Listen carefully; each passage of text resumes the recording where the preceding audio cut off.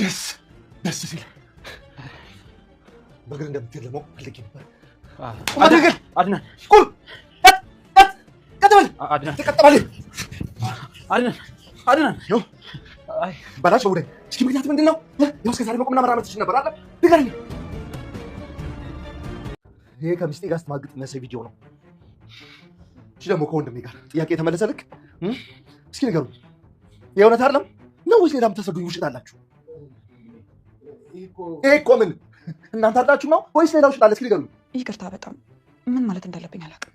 ለምን እንደው በፍጥነት የሆነ ውሸት አትስዋ ነው ወይስ ልጣላችሁ? እስኪ የሆነ ይሄ ለምሳሌ ኤአይ ነው ምናምን እስኪ በሉኝ። አድናን ቆይ፣ ምንም ማምለጫ መንገድ የላችሁ። ያው መረጃው እውነቱ በሙሉ ይህ ማለት ረፊ ሚራ፣ ያውም ሴት ሆነሽ ባልሽ እንደዚህ አይነት መረጃ ይዞብሽ ከወንድሙ ጋር ቢያንስ ትንሽ አፈረበኝ።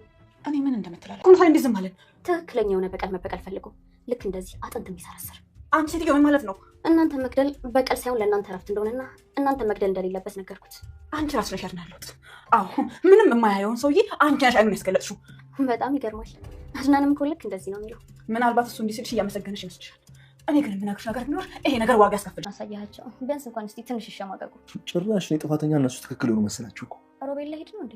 ሮቤል መቼም ከዚህ እንዳይፈልግም። አድናን መቼ መሄድ የለበትም። ሰራን እኮ የሚያገናኘኝ እሱ ብቻ ነው። ሉሃና፣ እኔና እሱ ገና ብዙ ያልጨረስናቸው ጉዳዮች አለ። እንግዲህ የለም ሳራ እናገኛታለን። እሺ በቃ ተረጋጋ። አንተ ብቻ ደህና። እኔ ደህናም ሆኖ ሮቤልን ከህይወት ያስወጥ እናን ወንድሙ ሮቤል ቆሞ መሄድ እንደሚችል ዌልቸር ላይ አውቆ ሽባ እንደሆነ ሁሉ መንቀሳቀስ እንደማይችል እንደሚቀልድ አወቀበት፣ ደረሰበት። መኝታ ቤቱ ገብቶ ተኝቶ የእሱን ቆሞ መሄድ ለማረጋገጥ አድናን ዛሬ ሮቤልና ሜራን ጉድ አደረጋቸው። ሜራና አድናንም የሆነ ፎቶ ወይም ደግሞ ቪዲዮ ነበራቸው ከሚስቴ ጋር ስትማግጥበት የነበረው ብሎ ሁለቱንም አስደነገጣቸው። እጅግ በጣም ተሸማቀቁ። ሲሰሩት ያልፈሩት ያላፈሩት አሁን ላይ ቪዲዮውን ሲያው ተሸማቀቁ። አድናን በትዕግስት ቀስ ብሎ ሲያጣራ ከቆየ በኋላ ጉር ሰራቸው። ሮቤል አንደኛ ቁሞ መሄድ እንደሚችል ታወቀበት፣ ሁለተኛ የወንድሙን ሚስት ሲያባልቅ የነበረውን ቪዲዮ አገኘ። እጅግ በጣም እነሱ ተሸማቀቁ። እሱ ደግሞ ቢያንስ ክፋታቸውን ስላወቀ ምን አይነት ሰዎች እንደሆኑ ተረድቷቸዋል። እስካሁን ድረስ ብዙም አልተረዳቸውም ማለት ይቻላል። ሰላም ጤና ይስጥልኝ ውድና የተከበራችሁ መላው ዓለም ያላችሁ ኢትዮጵያና የተወደዳችሁ እግዚአብሔር ይመስገን ደህና ነኝ። ሉሃና ክፍል 28ን አብረን እናያለን። አድናን ቪዲዮ ስላገኘባቸው ሚስቱንና ወንድሙን ይሄ ከሚስቴ ጋር ስትማግጥ የነበረ ቪዲዮ፣ አንቺ ደግሞ ከገዛ ወንድሜ ጋር በማለት የእውነት አይደለ እዩት በማለት ቪዲዮውን ለራሳቸው አሳያቸው። እነሱም ሲሰሩት ያላፈሩትን አንገታቸውን ደፉ፣ አቀረቀሩ። እጅግም አፈሩ፣ ተዋረዱ። ሜራ ቀና ብላ ማየት አድናንን እጅግ በጣም አፈረች፣ ከበዳትም፣ አንገቷን አቀረቀረች። ወንድም ተብዬው ሮቤልም እኔ እኮ እያለ የሚናገረው ግራ ገባው። ሜራም ይቅርታ በጣም ምን ማለት እንዳለብኝ አላውቅም ትል ነበር። አድናንም ሜራ ሴት ሆነሽ ባልሽ እንደዚህ አይነት መረጃ ይዞብሽ ለዛውም ከወንድሜ ጋር ኧረ ትንሽ ፈሪ ይል ነበር። በዓለም ላይስ እንደናንተ አይነት እንስሳ ይኖር ይሆን በማለት አድናን እጅግ በጣም ተበሳጭቶ እነሱም አንገታቸውን አቀርቅረው ቀና ብለው ለማየት አልደፈሩም፣ ግራ ተጋብተዋል። ያንን መረጃ ወይም ደግሞ ያን ቪዲዮ ያገኛል ብለውም አላሰቡትም፣ አልጠበቁትም። ሮቤልም ቆይ እንዴት ሊሆን ቻለ ይል ነበረ። ሆነ ግን የሚገርም ቪዲዮውን ሳይሆን ስራውን ስትሰሩት ነበር ማፈር የነበረባችሁ። እንደቀየረኝ ገባ አይደለ? አንተ ግን የኔ ወንድም ምንም አላጠፋ፣ ምንም አልበደልክም፣ በጣም ሀቀኛ ነህ ብሎ ጥሎት ወጥቶ ሄደ።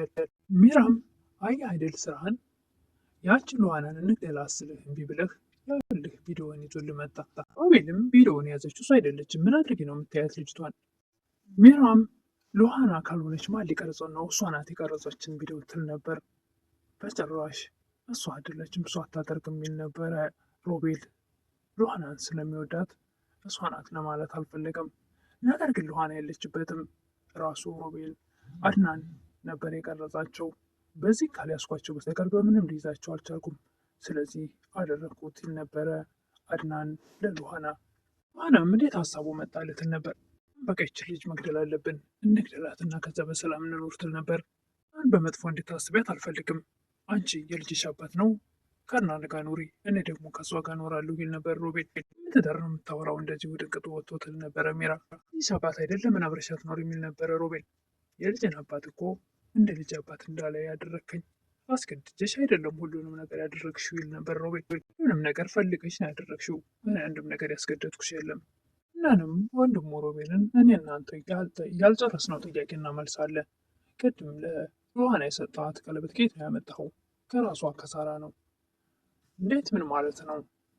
ሳራ እኮ የጠፋች ቀን ይህን ቀለበት አድርጋው ነበር። ሰጠች ቆይቷል። ያደረገች መስሎ ነው እንጂ አላደረክም ብሎ ሮቤል ለመካድ ይፈልጋል። በቃ እኔ አላቅም፣ ሽጥልኝ አለችኝ፣ ገንዘብ ሰጠዋት። ሳራ በጭራሽ ገንዘብ ከቸገራት እኔን ጠይቃኛለች እንጂ ከየት እስከ መሸጥ የሚያደርሳት ምንም ነገር አልነበረም ነበር። አድናን ሚራም ዮሐናን ምንም ነገር ማየት የማይችል ሰውዬ ሁሉን ነገር እንዳያደረግሽው አንቺ ነሽ አይኑ እንዲገልጽ ያደረግሽው። የምነግርሽ አንድ ነገር ቢኖር ይሄ ነገር ዋጋ ሊያስከፍልሽ ይችላል ትል ነበረ ሚራ ዮሐናን።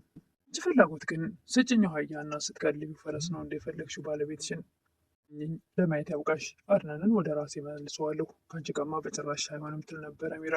ምሳሌው ብልግና እኮ ከሰውነት ባልተናነሰ አይምሮንም የሚያቆሽሽ ነው ትላት ነበር ዮሐና ሚራን።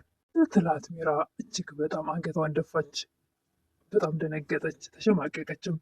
ሳራው ከገዛ ወንድሙ ጋር በገዛ ቤቱ ስትጨማለቅ ያላፈረችበት አሁን ላይ አንገቷን ደፋች። ሚራ ምክሬን ሰምተሽ እያሰብሽበት እንደሆነ ልብ ካለሽ የሚለውጥ ምክር እንደሆነ ይገባሻል ወይም ደግሞ ይገባኛል ብላ ጥላት ወጥታ ትሄዳለች ዮሐና። ሚራም ይች ደግሞ ማናት? ሳራ ናት ዮሐና። የሳራን ጌጥ ከየት አመጣችው? እዚህ ጋር ደግሞ ሌላ ሳት ትነበረ ሚራ። ሮቤልን በዛው ወልቸሩ እየተንፏቀቀ ኪችን ሄዶ ቁጭ ብሎ ዮሐናን ውሃ ዝኝል ነበር። ለአድናን ቪዲዮውን የሰጠሽው አንቺ ነሽ ይል ነበረ ሮቤል። እኔ እንደዚህ አይነት ብልግና በፍጹም ላስበው አልችልም ትል ነበረ ዮሐና። ይህ እንደዚህ የሚጸጽተኝን ስራ አልሰራውም ይል ነበር ሮቤል። እና ወንድምክን ለምንድን ነው ይቅርታ የሚያጠይቀው ትል ነበረ ዮሐና። አንቺን ያስደስትሻል፣ ለእኔ ደስታ ሳይሆን ዝግ ላይ ምሮ ለህሊና ስትል ደስታ አንቺ ነሽ። አንቺን የሚያስደስትሽ ከሆነ ፊት ለፊትሽ ራሴን አጠፋለሁ ይል ነበረ ሮቤል። እኔ የመሰለ መልካም ወንድም መቼም አታገኝም፣ እንደውም የምትቆጨው በሱ ነው ያለሽ። አንቺም ደግሞ እኔን የመሰለ አፍቃሪ አታገኝም ይል ነበር ሮቤል። ምን እያወራሁት ስለ እኔና ስላንተ አይደለም፣ አይምሮህን ደፍና አታዋራኝ እባክሽ። የድሮ ማንነቴን እቀይራለሁ እባክሽ፣ ጥሩ ባልና ሚስት እንሆናለን ይል ነበር ሮቤል። ዛሬ ከወንድም ሚስት ጋር ይባለክ፣ ነገ ደግሞ ከሰራተኛ ጋር።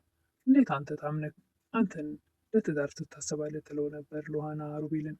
ሚራም ሮቤልን እኔ አንተ የእኔ ድርሻ ነህ፣ እኔ አንተን አጥቼ መኖር አልችልም፣ በፍጹም ያለ አንተ አይሆንም ትል ነበር። የማውቀው አንቺ ለእኔ መጥፊያዬ ነሽ ይል ነበር። አንተ ሰውዬ ለምንድን ነው የጠላኸኝ? እኔ የማውቀው እንግዲህ ከዮሐና ፍቅር እንደያዘኝና እንደምወዳት ብቻ ነው ይል ነበር ሮቤል። በነፍስ የምትጫወተው ሳራ ነች ትል ነበረ ሚራ። ሳራ ሞተች ሲሏት የነበረው ቀበርናት ሲሉ የነበረው ዋሽቶ ሳይሆኑ አይቀርም። ለሚራ ይህን ወረቀት አንብቢው የሚል ይሰጣታል። በጣም ትደነግጣለች። ወረቀት ነው ትል ነበር። ራሱ ወረቀቱ ያብራራልሻል፣ ማንበብ ብቻ ነው ከአንቺ የሚጠበቀው። አድናናት አስደንግጠኝ። በዛ ላይ ደግሞ ለጽንሱ ጥሩ አይደለም። ጽንሱና ማንበብ ደግሞ ምን አገናኘው? ዝም ብለሽ አንብቢ፣ ነገር ከሆነ የተጻፈበት ይቅርብኝ ትል ነበረ ሚራ።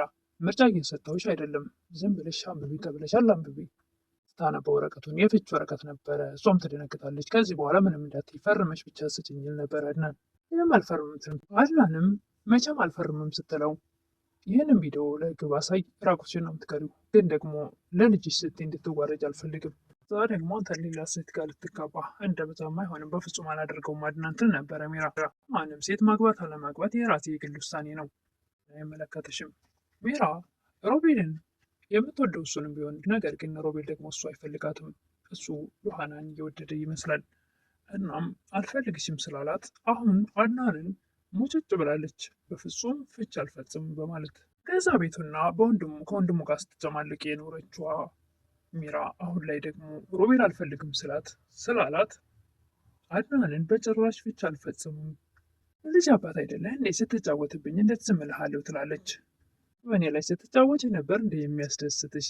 ከአንገት የሚያስደፉ ነገሮች ሰርቻለሁ፣ ደግሞ ጸጽቶኛል፣ ይቅርታ አድርግልኝ ትል ነበረ ሚራ። ደግሞ የፈለገ ነገር ቢሆን አንተን መፍታት የሚባለውን ነገር አይታሰብም። ቪዲዮውን ለፍርድ ቤት ሰጥቼልሽ በፋይል እንዲቀመጥ ነው እንደፈለግሽው። እንደው ጨካኝ እንደዚህ ሆንከው ከየት ነው ያመጣሁ የሌለብህን ባህሪ ትል ነበረ ሚራ። ግፍና ተንኮል ነዋ እንደዚህ እንደሆነ ያደረገኝ። ግን ደግሞ እርጉዝ ነኝ፣ የጎዳውን በልጄ እከሳለሁ ትል ነበረ ሚራ። ፈጣሪ ስራ ስለሆነ ለምን አይባልም እንጂ ከአንቺ መውለዴ እጅግ በጣም ይጸጽተኛል። እባክህ ካሁን በኋላ አልበድልህም፣ ሚስት አድርገኝና ካሁን በኋላ ልታመንልትን ነበር። የተዘጋ በር ላይ ድንጋይ በበር በማንኳኳት ልብሽን አታልክሚ፣ በፍጹም የማይሆን ነገር ነው ነበር አድናን። የተቆለፈ በር እኮ ይከፈታል ትል ነበረ። በፍጹም ላንቺ ልብ ሁለተኛ አይከፈትም የሚል ነበር አድናን። በመጨረሻም ሮቤል ቆሞ እንደሚሄድ አረጋገጠ። አድናን ሮቤል ቆሞ መሄዱን ለማየት መኝታ ቤቱ ገብቶ ተኝቶ ይጠብቀዋል። ሮቤልም ብርድ ልብሱን ገለብ አድርጎ ወደ አልጋው ሊገባ ሲል ሮቤል ቀና ይላል። ቆሞ እየሄደ ስላየው በል የትም አትሄድ፣ እስከ ዛሬም መቆም ትችል ነበር ማለት ነው። ቆመ መሄድ ግን ለማረጋገጥ ነበር እዚህ የሆንኩት በማለት ተገተር የትም እንዳትሄድ ቁም በቃ ብሎ እንቅ አድርጎ ይዞት ነበር። የዛሬው ቪዲዮ ይህን ይመስል ነበረ። ሮቤልና ሜራ አንገታቸውን የደፉበት እጅግ በጣም የሚያስገራርም ነበር። በዛ መጨረሻም ደግሞ ቆሞ መሄዱን ማውቁ እስከ ዛሬ ድረስ በዊልቸር እየተንፏቀቀ ቆሞ መሄድ እንደማይችል ሲያስመስልና ወንድሙን ሲያታልለው የኖረው ሮቤል ነገር ግን ላይ ተጋልጠዋል ማለት ነው።